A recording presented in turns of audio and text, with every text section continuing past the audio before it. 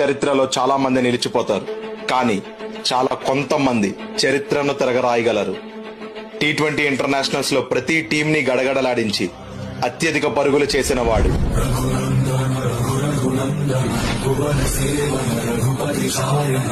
ప్రత్యర్థి బౌలర్లను మట్టుపెట్టి ఈ ఫార్మాట్ లో 200 సిక్స్లు కొట్టిన మొదటి వాడు.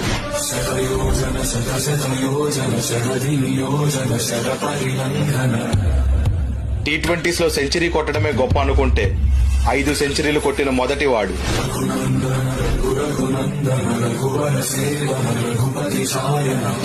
13 ఏళ్ల తర్వాత ఇండియాకి వరల్డ్ కప్ తెచ్చాడు.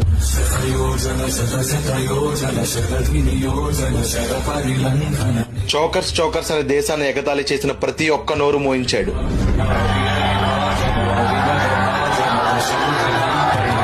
17 సంవత్సరాల నుంచి ఇండియన్ టీమ్ కి అండగా ఉన్నాడు. టీ20 వరల్డ్ కప్ చరిత్రలోనే ఒక్క మ్యాచ్ కూడా ఓడిపోకుండా కప్పు గెలిచిన మొదటి కెప్టెన్ అయ్యాడు.